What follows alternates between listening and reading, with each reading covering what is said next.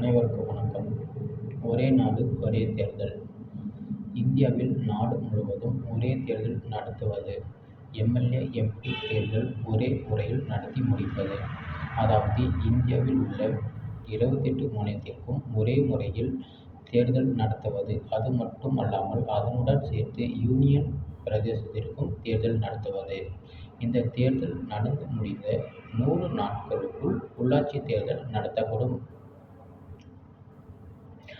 மக்களவை, எம்பி தேர்தல் என்பது நாடாளுமன்றம் முழுவதும் ஒரே முறையில் 534 மக்களவை தொகுதிக்கும் 4120 சட்டப்பேரவை தொகுதிக்கும் ஒரே முறையில் தேர்தல் நடத்த வேண்டும் என்பதற்காகவே இந்த மசோதா கொண்டுவரப்பட்டுள்ளது. மக்களவை, மாநிலங்களவை தேர்தல் நடத்தி முடித்தவுடன் உள்ளாட்சி தேர்தல் நடத்தப்பட வேண்டும் எனவும் இந்த மசோதா கூறுகிறது.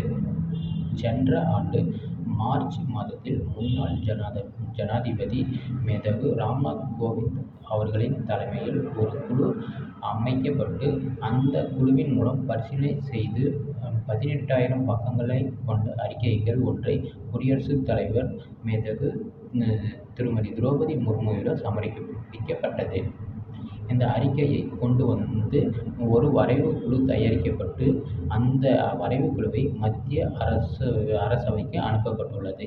இந்த அறிக்கையை மத்திய அரசு குளிர்கால கூட்டத்தொடரில் தாக்கல் செய்ய வேண்டும் என்று முடிவு செய்து பின்னர் இதனை கொண்டு வந்தது.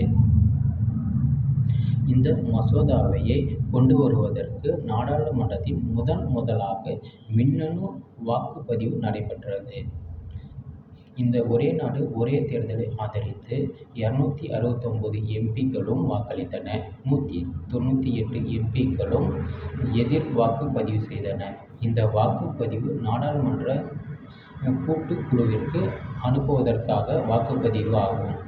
இந்த வாக்குப்பதிவில் பாதிக்கு மேல் 1 இருந்தால் போதும் மசோதாவை நிறைவேற்றி விடலாம்.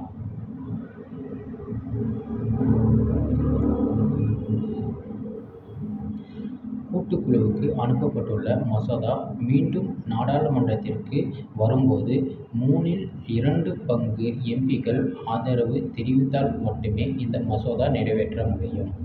இந்த மசோதா 2029ஆம் ஆண்டு அமலுக்கு வரும் என சில சட்ட வல்லுநர்கள் கணித்து கூறுகின்றனர். இந்தியாவில் அரசியல் சாசனம் அமலுக்கு வந்த ஆண்டு 1950. இந்தியாவில் முதலாக நாடாளுமன்ற தேர்தல் 1951 மற்றும் 52 நடைபெற்றது.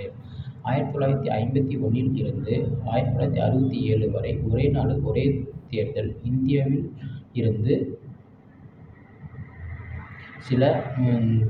சில இடங்களிலும் ஆட்சி கலைக்கப்பட்ட பிறகு இதனை கைவிடப்பட்டுள்ளது. சில இடங்களில் லோக்சபாவே முழுமையாகவே ஆட்சி காலம் நிறைவேற்றப்பட முடியவில்லாத காரணத்திற்காகவும் இதனை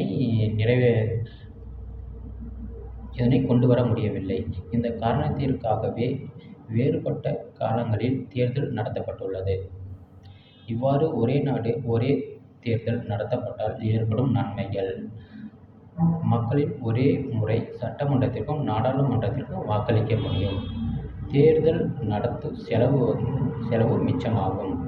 வேட்பாளர்களின் செலவு மீதியாகும். கட்சிகளின் செலவு மீதியாகும். தேர்தல் ஆணையத்தின் செலவு மிச்சமாகும்.